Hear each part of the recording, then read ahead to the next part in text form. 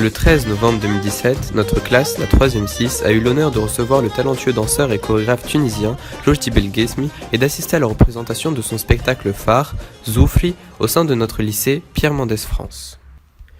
Il est né le 22 janvier 1987 à Sousse. Rojdi est l'un des rares artistes tunisiens, avec Bahri Ben Ahmed, fondateur de Danseurs Citoyens, à être resté en Tunisie afin de poursuivre son combat contre les préjugés ancrés dans la société tunisienne.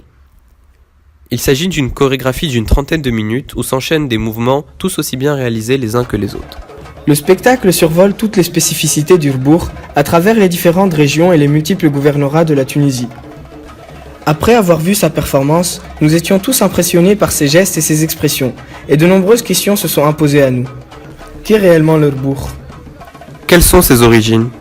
Quelle est sa place dans la société actuelle ? Et quelles sont les autres danses du patrimoine culturel tunisien ? Le Rbourg est un phénomène citadin né dans les milieux populaires et ouvriers de la ville de Tunis au XIXe siècle, période pendant laquelle l'exploitation des mines de phosphate et de plomb était une activité très répandue dans la capitale. De nombreuses personnes n'hésitaient pas à quitter leur région natale pour aller y travailler et pour mettre leur famille à l'abri des problèmes d'argent. À l'origine de ces manifestations ouvrières, le Rbourg naît dans les cafés chantants. Ce sont des endroits exclusivement réservés aux hommes qui passent leur temps à fumer, boire, jouer aux cartes et aux dominos. C'est une danse festive, souvent improvisée, caractérisée au départ par une multitude de gestes réalisés par des ouvriers, imitant leur travail quotidien à la recherche de réconfort, de détente et d'amusement après une journée très difficile. Zgara. La danse de Zgara, ou encore danse du bâton ou danse de sabre, est une danse traditionnelle tunisienne. Il s'agit d'une simulation d'un combat de sabre qui s'exécute à deux danseurs qui brandissent chacun un bâton sous les acclamations des spectateurs, généralement des femmes. Elle est née après l'indépendance de la Tunisie, dans un climat de forte tension. Le régime politique, tout juste mis en place, craignant fortement un soulèvement populaire et une révolution, interdit le port des armes en Tunisie et c'est ainsi que dans les quartiers populaires naît la Zgara. Les fusils ont été remplacés par des bâtons et les coups par des mouvements plus artistiques et fluides. Elle est aujourd'hui beaucoup reprise dans les fêtes et dans les mariages. Stambeli. Le Stambeli est un rite tunisien à l'origine des populations noires d'Afrique subsaharienne déportées en Tunisie pour l'esclavage.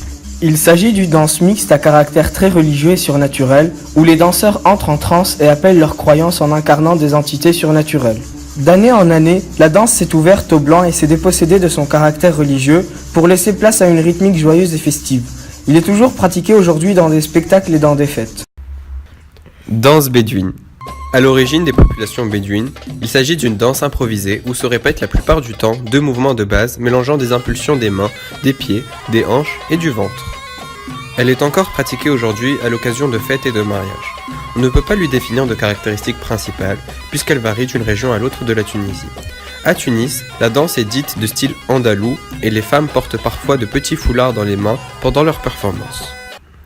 Boussadeya.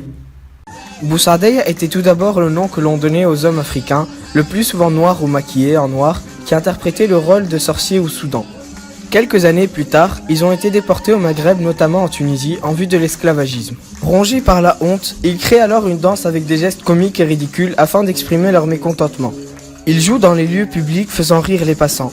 Les Boussadeya étaient musulmans et étaient toujours déguisés pendant leurs performances. Cette danse était accompagnée la plupart du temps par la musique produite par des castagnettes en fer ou en cuivre et parfois par des tambourineurs. Ces multiples danses tunisiennes montrent la richesse artistique de la Tunisie dans ce domaine et cela se traduit par une ouverture sur le monde.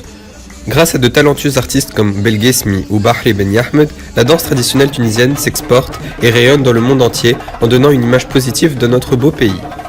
Merci à cet immense artiste qui a été pour la plupart d'entre nous une incroyable découverte.